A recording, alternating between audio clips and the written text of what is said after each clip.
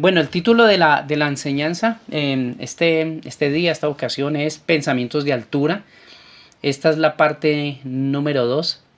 No sé si preguntar si nos recordamos de la primera parte o no sé si ya no preguntar, pero hace creo que 15 días, un mes, estuvimos hablando acerca de pensamientos de altura, parte uno, y hablamos acerca de la iglesia, como para recordarles. Hablamos acerca de la forma como debiéramos pensar de la iglesia. No son ni cuatro paredes, somos nosotros y es un espacio, es el cuerpo de Cristo donde nosotros fuimos introducidos para disfrutar de todo lo que Cristo es y recibir todo lo que Él ha alcanzado en favor nuestro en la cruz. En esta segunda parte de pensamientos de altura, porque este año, si recordamos la palabra ahora sí, ¿sí? Desde los lugares celestiales. Entonces vamos a estar mucho hablando de cosas elevadas, de cosas altas y bueno, de verdades que transforman la vida. Hoy vamos a hablar del pensamiento de altura en referencia a lo que la persona que conoce de Cristo debiera pensar de sí mismo. Entonces vamos a hablar de pensamientos de altura acerca de lo que somos nosotros mismos en el Señor. Para recordar, esto lo hemos mencionado varias veces, en muchas de las enseñanzas se menciona esto, y es que los pensamientos generan sentimientos, y los sentimientos son los que impulsan las acciones, ¿sí? Recordemos que somos un espíritu, que tenemos un alma y vivimos en un cuerpo, y la parte principal del alma son los pensamientos. Los pensamientos generan, o la mente con sus pensamientos, generan sentimientos, y los sentimientos son los que impulsan las acciones. Así funciona todo en nuestras vidas. O sea, lo que nosotros pensamos acerca de todo es como nosotros vivimos. Entonces, por eso en Romanos 12:2, el texto que es lo hemos oído muchas veces, pero siempre necesitamos verlo de una manera muy detenida. 12:2 y 12:3 vamos a leer. En la Reina Valera, yo leo acá: no os conforméis a este siglo, sino transformaos por medio de la renovación de vuestro entendimiento, para que comprobéis cuál sea la buena voluntad de Dios, agradable y perfecta. Entonces ahí ese texto nos dice de cómo la transformación del creyente, o la madurez, o el pensar apropiadamente de las cosas, tiene que ver con la renovación del entendimiento, y eso se consigue con la palabra, que es donde está expresada la voluntad de Dios, que es buena, agradable y perfecta. Pero del verso 3, que es de donde vamos a hablar, o sea, como consecuencia del versículo 2, dice Pablo: digo pues, por la gracia que me es dada, a cada cual que está entre vosotros, que no tenga más alto concepto de sí que el que debe tener, sino que piense de sí con cordura, conforme a la medida de fe que Dios repartió a cada uno. Resumiendo lo que dice los dos textos, básicamente es esto: cuando el pensamiento de una persona es renovado y es puesto en orden, en línea con el Espíritu o con la palabra del Señor, entonces la persona no tiene un concepto de sí equivocado, no tiene un concepto ni más elevado, ni un concepto bajo de sí mismo, sino que piensa de sí con cordura. Y pensar de uno mismo con cordura, pues la cordura tiene que ver con precisamente una persona equilibrada. Una persona, cordura viene de cuerdo, ¿no? Una persona cuerda. Y una persona cuerda es una persona que está clara en lo que es, en lo que tiene en el Señor. Bueno, entonces, teniendo en cuenta estos dos versos, porque es nuestro texto base, hablando acerca de los pensamientos de altura, y cómo en la renovación de los pensamientos tenemos un concepto apropiado de nosotros mismos, así como también de todos los aspectos de la vida. Pero el texto nos dice que el sistema tiene un molde. Por eso dice que no nos conformemos a este siglo. O sea, el sistema tiene un molde desde que una persona nace en esta tierra. ese sistema quiere meter a toda persona dentro de ese molde. Todos nosotros en el Señor estábamos dentro de ese molde. No nos dábamos cuenta, pero era un molde. Cuando Cristo viene a nuestras vidas, cuando nacimos de nuevo, nosotros salimos de ese molde. Cuando empezamos a entender que estábamos en medio de un sistema y empezamos a salir. Pero ¿cómo es que eso se da? Nuevamente por la renovación del entendimiento. Entonces, por eso ese molde en el que el mundo quiere meter a todas las personas, ese molde llega a ser el estilo de vida de la gente. Por eso es que tenemos nosotros, hoy en día, más que siempre, mucha gente que hace cosas sin sentido porque ven a otros hacerlo. Eso tiene que ver con el molde que hay en este mundo. Entonces, por eso encontramos mucha gente, especialmente los amantes de las redes sociales, mucha gente está haciendo cosas o publicando cosas o replicando cosas que lo hace otras personas, pero no se detienen a pensar ni a mirar en profundidad del por qué lo hacen, sino que lo hacemos comúnmente. Yo sé, la enseñanza de hoy no se trata de señalar ni de condenar, pero sí que nosotros pongamos un poquito cuidado. ¿Por qué tenemos tendencias a hacer cosas dentro de las redes sociales que antes nosotros no hacíamos ni las necesitábamos? Solamente para que piense eso. ¿Por qué hay esa tendencia de hacer cosas que antes no las hacíamos, no las necesitábamos para ser felices, pero se aprendieron a hacer? ¿Sabe cuál es la razón? La razón es el molde que hay en medio del sistema, en medio del mundo, y es tan sutil que toda persona, y desafortunadamente también creyentes, pues fácilmente caen allí. Entonces Pablo por eso dice que no nos amoldemos a ese sistema, sino que seamos renovados en la mente para ser transformados y así vivir la voluntad de Dios, que es buena, agradable y perfecta. Luego de esto, el apóstol Pablo, que ya es el verso 3, él le habla a la iglesia. Le está hablando a la iglesia para decirle a la gente de la iglesia, a los creyentes, que no tengan un concepto equivocado de sí mismo. Que no haya un concepto equivocado de sí mismo, sino que piense de sí mismo con cordura, ¿sí? La cordura es lo contrario a la locura, ¿sí? Y que pensemos según lo que Dios nos ha dado. Esto es la base de todo. Que podemos pensar apropiadamente de nosotros según lo que Dios nos ha dado. Y lo que Dios nos ha dado está revelado en las Escrituras. Por eso es que es esto claro. Mientras más llenura de las Escrituras hay en una persona, mientras más revelación hay, menos se amolda al sistema. Menos cae en los engaños y en los enredos del sistema, cuanto más revelación de la palabra hay. Y cuanto más hay de esa revelación, hay cosas que uno empieza como a decir, ya no hago más esto porque esto no tiene sentido. No tiene sentido, lo hace la gente común, lo hace la gente, y tal vez son cosas que en sí no tienen nada de malo. O sea, yo quiero ser claro en eso. Hay cosas que en sí no tienen nada de malo, pero son cosas sin sentido. Son cosas que no suman absolutamente para nada, pero sí entretienen y sí merman a las personas. Entonces, si un creyente no tiene un pensamiento apropiado de sí mismo, según la gracia de Dios y según la medida de fe que Dios le ha dado a cada uno, puede estar en los dos extremos que dice el apóstol Pablo. Uno, o pensar de una manera muy elevada, o lo otro también, dentro de ese mal concepto de sí mismo, puede ser o muy elevado o lo otro muy bajo.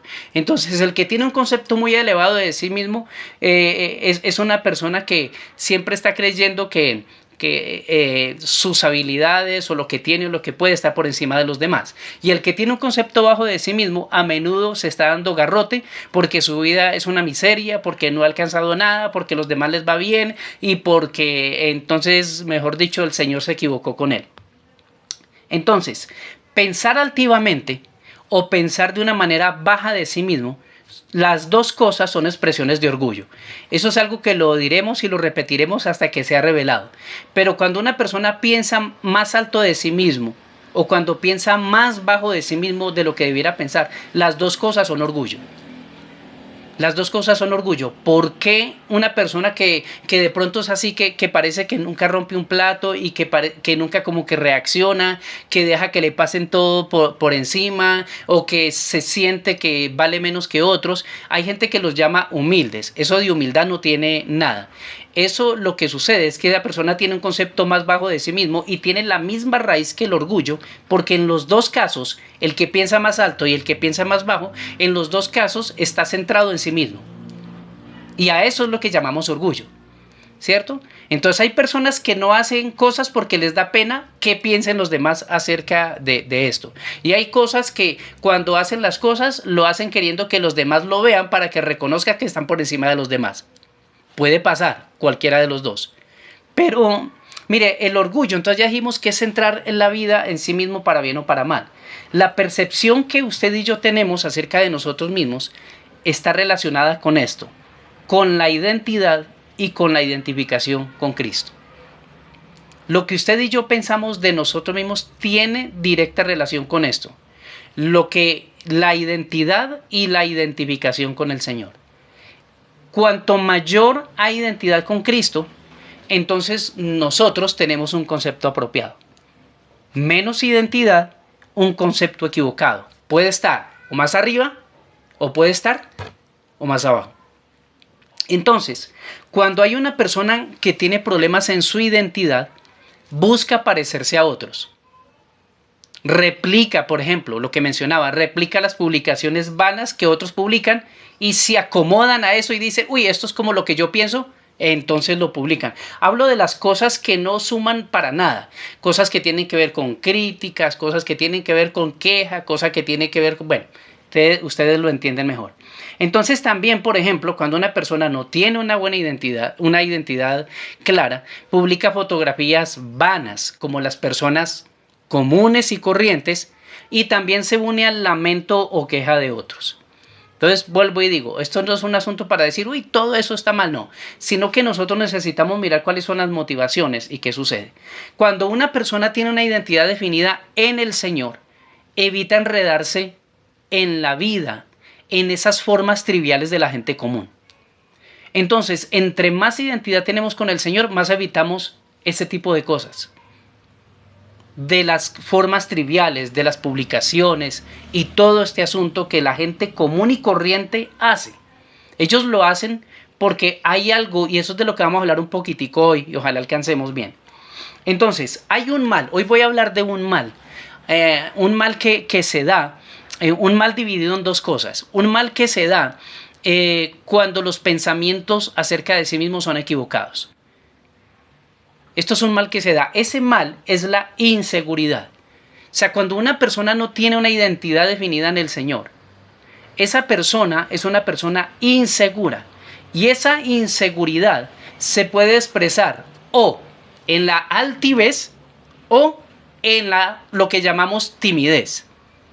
Pero los dos son expresiones de lo mismo. La persona insegura o es altiva, se muestra como lo mejor, o la persona insegura se muestra como lo peor, o se siente como lo peor. Pero las dos cosas vienen exactamente de lo mismo, de no tener, yo hablo de esto con creyentes, ¿no? No hablo de la gente común y corriente está ahí. Pero esto puede pasar con creyentes y Pablo le está escribiendo es a la iglesia, no a la gente fuera de la iglesia. Y les está diciendo, no tengan un concepto más alto de ustedes mismos, sino piensen de sí mismos con cordura, como gente cuerda, no como gente loca. Bien, voy a hablar de esto de la inseguridad, que se expresa en dos cosas. Primero, los temores. La inseguridad genera temores. La inseguridad genera temores. Y lo otro es que la inseguridad genera sensualidad. Y uno dice, ¿qué cosa tiene que ver una con la otra? Ya vamos a mirar. Pero los dos son hijos de lo mismo, de la inseguridad. Y la inseguridad viene de una mala identidad, de una identificación pobre o nula con Jesucristo. Entonces, los temores. Las personas que tienen un pensamiento equivocado de sí mismos, o sea, que tienen problemas en su identidad con el Señor, a menudo están con miedos. Es decir, a ver, vamos pensando esto. En nosotros en algún momento podemos sentir temor de ciertas situaciones de la vida, está bien. Pero cuando una persona, un creyente, se la pasa temiendo muchas veces, muy seguido, y cualquier cosita lo desestabiliza, eso tiene que ver con problemas de identidad.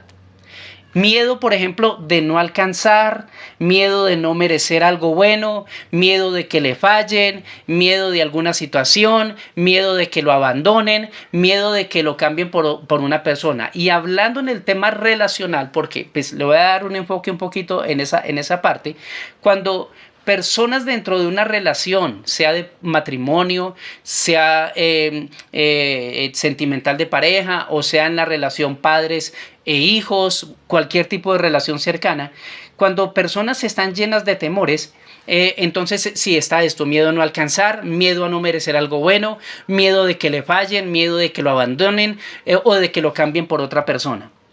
Las personas así, muy seguido, se encuentran pensando, las personas inseguras, muy menudo se encuentran pensando que hay otros y hay otras mejores. Y que cuando se trata de relaciones de pareja, esta inseguridad se transforma en algo que hoy en día es muy común y que lo escuchamos mucho en los noticieros, o por lo menos acá en Colombia se escucha demasiado, pero eso es algo que pasa mucho en este hemisferio, pero en todo lado, y es que esa inseguridad se transforma en algo llamado celos, en medio de una relación. Cuando esos celos toman fuerza, se convierte en algo muy peligroso. Entonces, de pronto, los que estamos aquí en Colombia, los que están fuera de Colombia, no sé si escuchan noticias de Colombia, pero por lo menos lo que se escucha acá es un problema creciente y es algo que se está convirtiendo en un problema de salud social. Hay una condición, a esa condición de los celos enfermizos se le llama celopatía. Y según los psicólogos, es una condición irracional de una persona que no deja de pensar que su pareja le es infiel, aun cuando no haya motivos para pensarlo. Celopatía. Y ustedes, si han escuchado, eso ha causado una cantidad de no solamente problemas en medio de los hogares, sino incluso ha llegado en muchísimos casos hasta la muerte.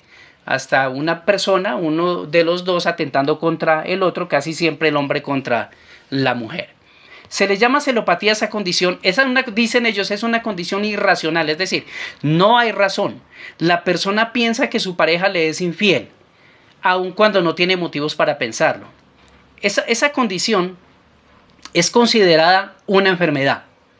La consideran una enfermedad. Pero si uno lo ve, aún si uno, digamos, algún creyente que usted sepa o usted alguna vez identifica algo así, cuando una persona en la iglesia identifica una condición así, pues también puede recordar claramente que si eso es una enfermedad, Cristo llevó toda enfermedad. O sea que Cristo puede romper con ese asunto, con esa condición y esa tendencia.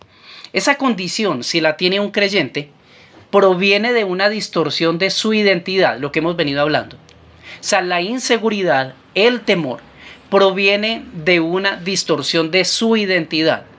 Pues el que tiene un pensamiento según la gracia de Dios, sabe lo que tiene, sabe lo que Dios le ha dado y no se compara con nadie.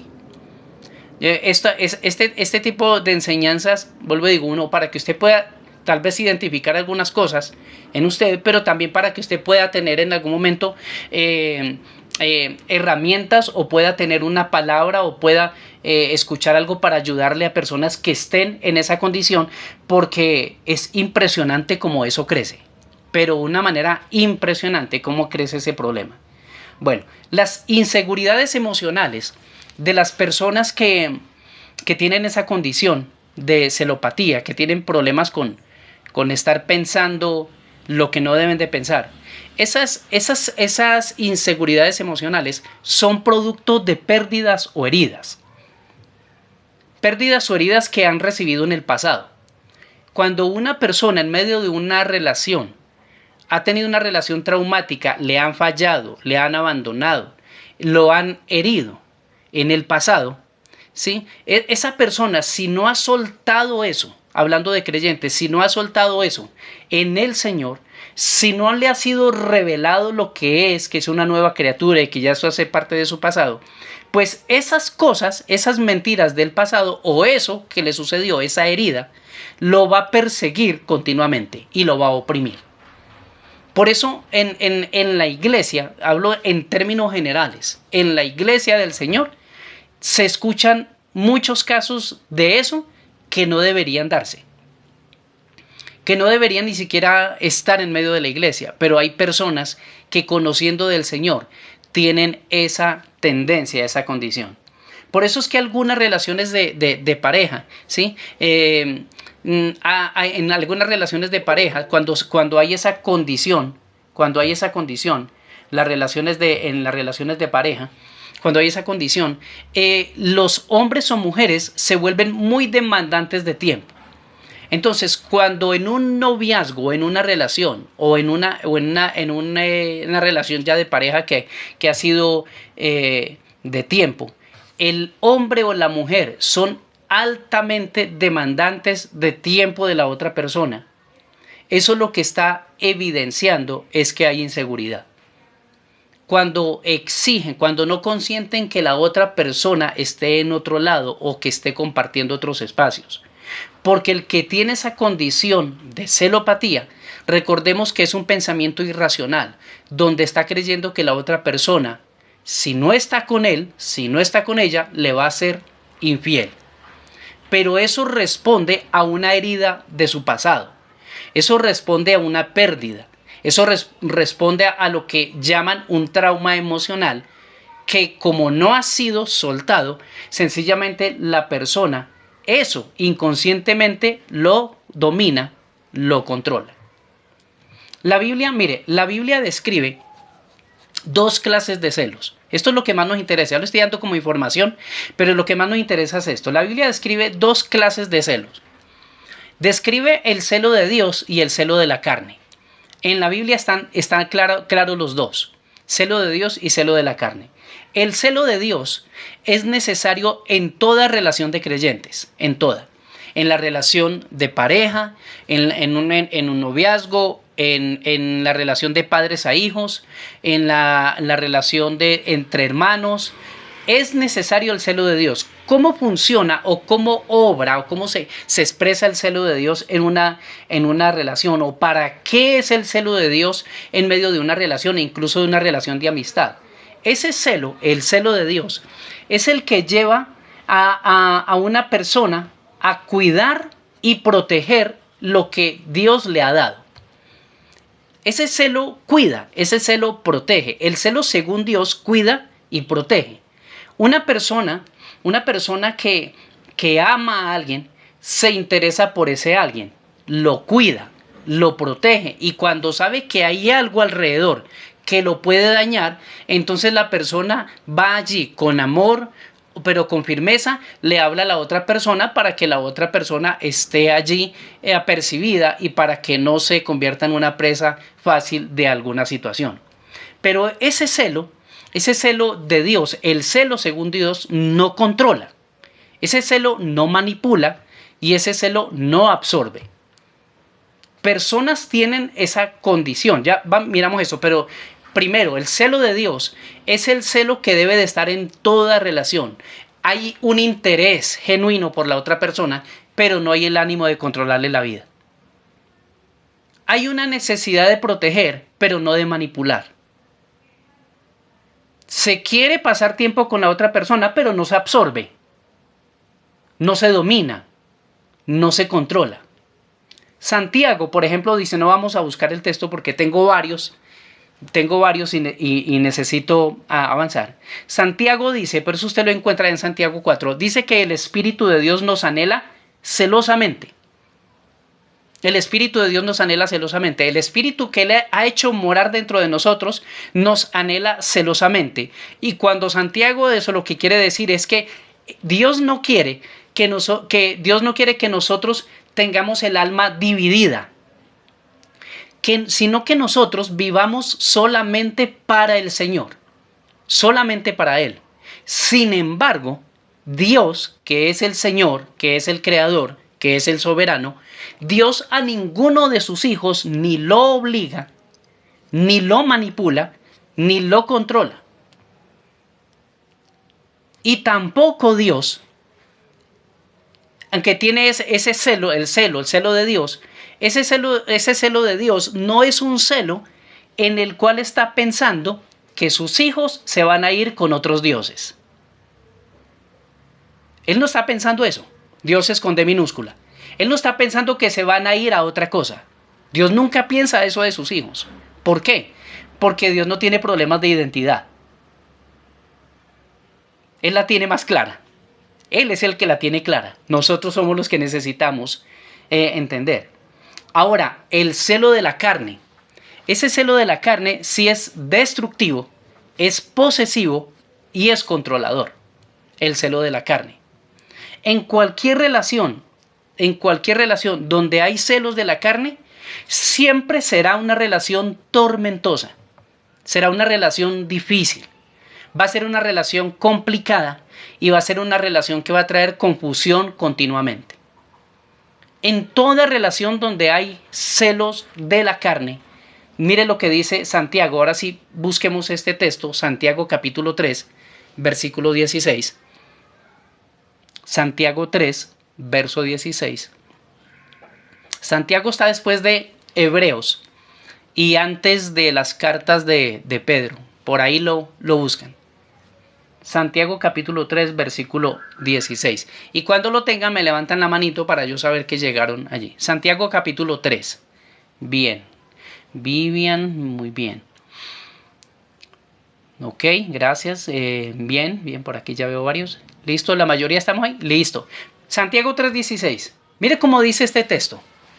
Porque donde hay celos y contención, allí hay perturbación y toda obra perversa. Ese texto es fuerte, pero es muy claro. Aquí, ¿a qué clase de celos está hablando? El celo de la carne. Donde hay una persona que tiene una condición de celos, donde hay eso, dice que allí hay perturbación y toda obra perversa. Es decir, cuando una persona es celosa, tiene esa condición y es celosa, o sea, tiene esa inclinación equivocada a pensar de una manera irracional de que o su pareja o su esposo o sus hijos prefieren a otros o sus amigos prefieren a otros, porque se dan todos los ámbitos. Dice que allí hay perturbación y toda obra perversa. O sea, los celos traen cualquier otra obra de la carne. Los celos traen cualquier tipo de daño, porque los celos manipulan, los celos controlan, los celos son posesivos. Una persona celosa no consciente se duele, se retuerce cuando la persona que dice amar está compartiendo otros espacios, otro tiempo con otras personas. La persona celosa considera, y ya dijimos, solamente para recordarlo, que eso proviene, que esa tendencia proviene de heridas del pasado, donde fueron abandonados, donde fueron menospreciados, donde fueron traicionados o cosas similares. Y eso, entonces, cuando la persona eso no lo ha superado, y ninguna persona, esto se los digo, ninguna persona sin el Señor lo supera. No lo supera realmente. Y personas que tienen a Cristo, si no son profundos, tampoco lo superan, tampoco salen. Porque eso es algo que está tan escondido, que la gran mayoría de veces la persona ni siquiera sabe que tiene el problema. Y muchos de ellos se dan cuenta que tienen el problema cuando pasa algo muy desastroso. Pero la mayoría de gente no se da cuenta, porque esas son esas cosas escondidas, esas heridas escondidas. Y la persona muchas veces vive, respira y vive, más bien trata de vivir las relaciones sin darse cuenta a través de esos vacíos que tiene. Entonces, Santiago dice que donde hay celos y contención, allí hay perturbación y toda obra perversa. Entonces, el tema con los celos es el asunto es cuál es la fuente. Porque hay un celo que es bueno y que lo necesitamos tener. Y es el celo de Dios. Ese celo cuida, ese celo protege.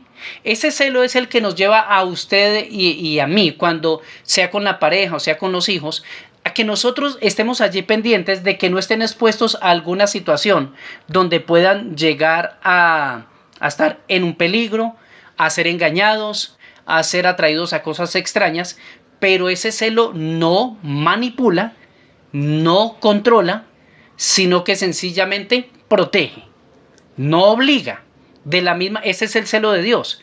Él podría a nosotros obligarnos, pero Él por su naturaleza no nos obliga, sino que nos habla, nos instruye, nos enseña y está esperando que de la misma manera como Él nos amó, nosotros respondamos a ese amor. Pero nunca presiona y nunca obliga. Ese es el celo que necesita estar en toda relación. El celo que debe de estar. Pero el celo de la carne, en cualquiera de sus presentaciones, el celo de la carne en cualquiera de sus presentaciones es destructivo, es dañino. Es algo que definitivamente trae tremendos daños. Ahí vamos entonces. Santiago, para terminar, lo que Santiago dice en ese verso, en ese 3:16, lo que está diciendo Santiago es que los miedos en los hijos de Dios, la inseguridad, lo que trae, esos temores, lo que traen es todo tipo de plagas. Una persona celosa, una relación fundada en los celos, es una relación que atrae todo tipo de plagas. Todo tipo de cosa mala. Eso es lo que dice Santiago, que donde hay celos, hay perturbación y toda obra perversa.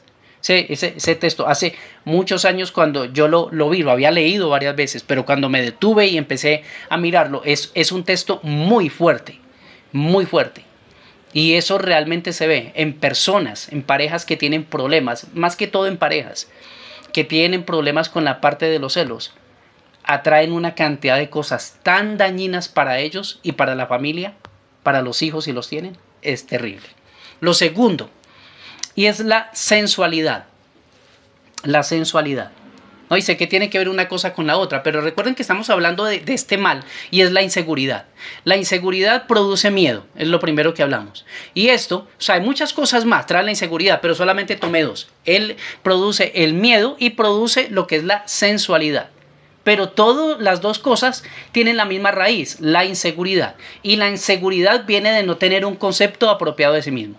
Ahí vamos, ese es como el aparato digestivo, ¿sí? Entonces, es la sensualidad. ¿Qué es la sensualidad? A veces nosotros tenemos, yo he hablado ya un poco de esto, pero tenemos a veces la idea de que la sensualidad tiene que ver con la sexualidad. Y aunque tiene una participación en eso, la sensualidad es mucho más amplio que eso. Es mucho más amplio. La sensualidad tiene que ver con el estímulo de los sentidos físicos. Eso es sensualidad. Cuando la Biblia habla de los sensuales, dice que no tienen el espíritu. Cuando la Biblia dice de ellos, de los sensuales que no tienen el espíritu, se está refiriendo a personas que no han nacido de nuevo y por lo que no han nacido de nuevo, son gobernadas por sus sentidos naturales. Entonces, toda persona que no tiene a Cristo es una persona sensual. ¿Por qué? Porque es gobernada por sus sentidos, es estimulada por sus sentidos naturales. Pero cuando usted y yo nacimos de nuevo, nosotros llegamos a tener los sentidos espirituales. ¿Sí recuerda eso? 5.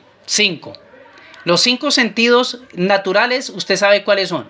Entonces te dice, tenemos la vista, y tenemos el oído, y tenemos el olfato, y tenemos el tacto, y tenemos el gusto, ¿cierto? Creo que los mencioné los 5. Ahí está. Cuando una persona nace de nuevo, si usted ha nacido de nuevo, tiene 5 sentidos espirituales, aparte de sus 5 sentidos naturales. Los nacidos de nuevo no los tienen. Los nacidos de nuevo tenemos el olfato espiritual, la visión espiritual, el tacto espiritual, el gusto espiritual y el otro que me queda. Pero los tenemos todos. Espiritual, están allí. ¿Cómo se desarrollan? En la comunión con el Señor. La llenura de la palabra. Y eso es lo que trae transformación a la vida. Pero la sensualidad de la que estoy hablando aquí es la que estimula los sentidos físicos. Todos nosotros, creyentes o no creyentes, nacidos de nuevo o no, somos estimulados por los sentidos. ¿Sí o no? Todos. Nosotros nos llama la atención ciertas cosas que nos parecen bellas, que nos parecen hermosas, que huele rico, que no huele rico, que suena bien, que no suena bien. Somos estimulados por los sentidos físicos. Pero en estos últimos tiempos está tan marcado el incremento, hay un incremento como nunca antes, por ejemplo, de cultivar la apariencia física. La apariencia física es de lo que más estimula los sentidos. La apariencia física. Porque la apariencia física, hablándolo desde el sentido natural, es como nuestra carta de presentación. Es lo primero que la gente ve. Es lo primero que la gente ve. Pero ustedes saben que hay un culto a la belleza hoy en día. Hay un culto a la belleza. Eso está en auge y está creciendo y va a crecer mucho más. Mire, cuando el Nuevo Testamento se escribió, esto es un poco de información. Cuando el Nuevo Testamento se estaba escribiendo, gobernaba el Imperio Romano. Ustedes lo saben. Sin embargo, el pensamiento de la gente era griego, porque los griegos habían inundado el mundo con sus conocimientos, su filosofía, y eso había corrido por todas las naciones. Cuando el Imperio Romano viene, el Imperio Romano gobierna, pero el pensamiento es griego. La gente piensa como los tienen en muchas formas el pensamiento de la cultura griega. En la cultura griega, si ustedes recuerdan un poco, se cultivaba mucho la mente. ¿Sí recuerdan? Los filósofos, los eruditos que iban a cierto lugar. Ustedes recuerdan a Pablo llegando a cierto lugar, allende los griegos, y se reunían en ciertos lugares a hablar, a dialogar de la vida, a filosofar, y Pablo les habla allí del Dios no conocido. Entonces, en esa época se cultivaba mucho la mente, pero también, a la par, se le daba gran importancia al aspecto físico en esa época. Muchísimo. Por ejemplo, esa palabra gimnasio, que la conocemos muy bien hoy en día, originalmente, bueno, esa es una palabra griega, pasó directo del griego al español, pasó directo, gimnasio. Esa palabra para los griegos en el primer siglo estaba vinculada a un lugar donde ejercitaban la mente, no tenía que ver con el cuerpo en el primer siglo. Tenía que ver era con la mente, con cultivar la mente. Es decir, para tener conocimiento. Por eso es que hoy en día en algunos lugares, algunos centros educativos, ¿cómo se llaman? Gimnasios. Muy poquitos, pero todavía los hay. Se les llama gimnasios. Pero eso viene del pensamiento griego, de la cultura griega, y el gimnasio era el lugar donde ellos iban a educar la mente, a ejercitar la mente, a llenarse de sus conocimientos. Pero con el paso de los siglos, hasta llegar a nuestros días, la palabra gimnasio hoy en día poco tiene que ver con la mente. La palabra hoy en día tiene que ver es con la apariencia física. Moldear el cuerpo para tener una apariencia física.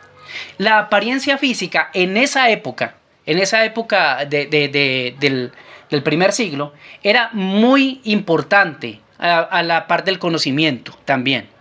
Entonces a las personas se les calificaba en esa época por lo que conocían y también por cómo se veían. Había un culto al cuerpo. El apóstol Pablo le reconocían, por ejemplo, a Pablo le reconocían que él tenía mucho conocimiento, incluso los griegos. Reconocían que él tenía mucho conocimiento, pero a Pablo lo menospreciaban por su apariencia física. La Biblia no describe cómo era el apóstol Pablo, pero según da algunas nociones, según la historia bíblica se dice que el apóstol Pablo era bajito y calvito y con una barriga pronunciada. Aparte de eso, estaba lleno de cicatrices por todo lo que había recibido por causa del Señor. Golpes, latigazos, pedradas y de todo. Hoy en día, Muchísima gente está más inclinada a la apariencia física que al hecho de adquirir conocimiento académico. Sí nos hemos dado cuenta, ¿no? Eso es algo que está claro y está pasando y va a ser mucho más. La apariencia física. ¿Por qué? Porque los cuerpos moldeados estimulan los sentidos físicos de las personas y porque el molde del mundo nos ha hecho ver, o a todo mundo más bien nos quiere hacer ver el sistema, que si no hay una apariencia física apropiada, entonces la persona tiene menos valor que otros. Eso es lo que está en el sistema, eso está. Pero ¿saben qué es lo peor de esto? Que eso se ha metido a la iglesia. Eso está metido dentro de la iglesia. Algunos, por ejemplo, tal vez algunos acá hacen ejercicios por salud. Pero otros, no sé si de aquí, pero sí los hay. Hay otras personas que, aunque empezaron a hacer ejercicio por salud, encontraron en la admiración de otros por sus logros físicos un motivo más para no solo moldear su cuerpo, sino para mostrarlo. Ahí entra el problema. Porque algunos empezaron con una buena motivación, pero eso se distorsionó. ¿Por qué? Porque los gimnasios y esos lugares donde se moldea el cuerpo ya no tienen nada que ver con el crecimiento en el conocimiento, sino que tiene que ver es con la apariencia física. Eso es lo que se mueve en esos ambientes. Es lo que se mueve. Entonces, hombres y mujeres especialmente, hablo de los que conocen del Señor, saben y han de saber muy bien cuál es la motivación, por ejemplo, cuando publican fotos de su cuerpo. Y muy especialmente cuando publican esas fotos ligeros o ligeras de ropa. ¿Cuál es la motivación? ¿Qué es lo que hay detrás de todo eso? Yo estoy abriendo un poquito aquí el panorama, pero la raíz, lo que hay en el fondo es inseguridad. La sensualidad es resultado de la inseguridad. Una persona con identidad clara en el Señor no necesita despertar, ni siquiera publicar ese tipo de cosas. Si haces deporte por salud, qué bien. Si está hermoso o hermosa, qué bien. Pero si tiene una identidad definida, no tiene que buscar la aprobación de nadie. Eso se llama inseguridad. Entonces pasa, por ejemplo, de gente creyente, que ha caído tanto de la gracia del Señor, que incluso en las redes tienen diversos perfiles para poder, en algunos de esos perfiles, publicar con libertad sus fotos sensuales, libertad entre comillas. Entonces manejan una doble moral, una doble vida. Yo no estoy diciendo de que nuestra iglesia pase, yo lo que sí sé es que sí pasa. Sí pasa. Manejan una doble vida porque se han amoldado al sistema. Han caído en el molde del sistema. Se ha caído en el mundo de las apariencias, de la sensualidad. Pero no se han percatado que el origen de eso es la inseguridad. El origen de la sensualidad es la inseguridad. Porque quien tiene claridad en el Señor, aunque trabaje su cuerpo por salud, no tiene necesidad de mostrarlo públicamente, ni para estimular su ego o para alimentar la sensualidad de otros. No lo hace. No necesita. No le hace falta. A veces se raya con lo vulgar. Y rayar con lo vulgar no es una opción para hombres y mujeres que aman al Señor. Eso no es una opción. Alguno puede estar allí y no darse cuenta. Porque el molde es tan tremendo y tan sutil que como lo hace todo mundo, y a veces dice, no, pero es que yo no le veo nada de malo, si lo hace Pepito, yo no le veo nada de malo, pero a veces está en el molde y no se da cuenta. Algunos en la iglesia, en las redes sociales, le han hecho un daño, porque han puesto en evidencia su condición espiritual. Por lo que publican, se evidencia la condición espiritual. Y está comprobado que las personas que cambian regularmente que las personas que cambian regularmente sus fotos de perfil, en realidad lo que quieren es aprobación. No sé si me están viendo o no, que acá parpadeó. Bueno, igual ahí me están escuchando, ¿verdad? ¿Sí me están escuchando, sí? Sí, señor. Listo, bien. Señor. Listo, entonces eso es lo más importante. Entonces, mire, está comprobado que las personas, esto es información no de un pastor, no de una asociación de pastores, sino que es información de personas, de psicólogos que incluso no conocen del Señor nada. Pero ellos dicen esto, comprobado, las personas que cambian regularmente sus fotos de perfil, en realidad lo que quieren es aprobación. Uy, uy, uy. Yo no estoy diciendo de que esté mal, pero uno necesita revisar motivaciones. Porque saben que ¿por qué quieren que otros se enteren de sus logros? ¿Por qué? O sea, ¿cuál es la necesidad de que otros se enteren de sus logros, de los alcances? O que le digan, te ves bien, qué bonita, te lo mereces, o qué bonito, cómo te ves de bien. ¿Qué necesidad hay de eso? Solamente para preguntarnos. Solamente. Algunos se han vuelto adictos a publicar algo y ni siquiera saben cómo llegaron allí. Y personas, por ejemplo, que antes eran recatadas, yo eso lo he tenido que ver tristemente. Personas que antes eran recatadas, mujeres especialmente, han caído en el mundo de las apariencias, hombres también. Antes eran recatados y ahorita han caído en la sensualidad. Y todo ello por el pensamiento equivocado que tienen de sí mismos. Gente insegura siempre busca consciente o inconscientemente que alguien les apruebe y que les diga que valen algo. Pero la raíz es la inseguridad. La raíz del problema de la sensualidad es una pobre estima. Personas así en algún momento fueron lastimadas, lo mismo. Fueron lastimadas, fueron abandonadas, fueron comparadas en algún momento. O ellas mismas se compararon con otras personas. O en algún momento se pararon frente al espejo y se detuvieron a ver tanto sus defectos físicos, defectos entre comillas, se fijaron tanto en ello que decidieron no ser más objeto de la lástima de los demás. ¿Saben que hay muchas personas que entraron a ese mundo de la sensualidad y las apariencias? Es porque en el fondo lo que se han sentido es apocados, apocadas, menos que los demás, y se han visto tanto a sí mismos que dijeron, no, yo tengo que ser alguien diferente. Tengo que ser algo en la vida. Primera Timoteo 4:8. Ustedes toman nota allí porque se me va a acabar el tiempo y luego lo ven. Yo se lo leo acá. Primera Timoteo 4:8. Dice, porque el ejercicio corporal para poco es provechoso.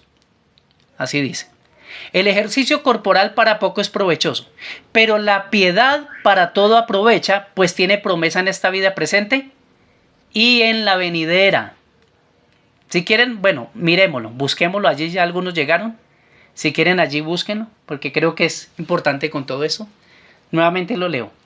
Porque el ejercicio corporal para poco es provechoso. Esto lo dice la Biblia. Y esto lo dice Pablo en medio de una cultura que también rendía culto al cuerpo, no como ahora ya está mucho más elevado. Pero lo dice, el ejercicio corporal para poco es provechoso. Pablo no dice que el ejercicio corporal es malo, nunca. El ejercicio corporal es bueno y yo creo que a algunos nos hace falta hacer más, ¿sí?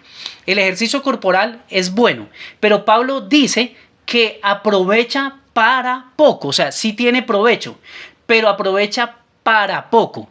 Pero lo que él dice, pero la piedad, o sea, una vida de adoración, dice para todo, aprovecha para todo, porque tiene promesa en esta vida presente y en la venidera. En resumidas cuentas, ¿sabe qué dice el apóstol Pablo? Que la vida de adoración aprovecha para todo, incluyendo el cuerpo.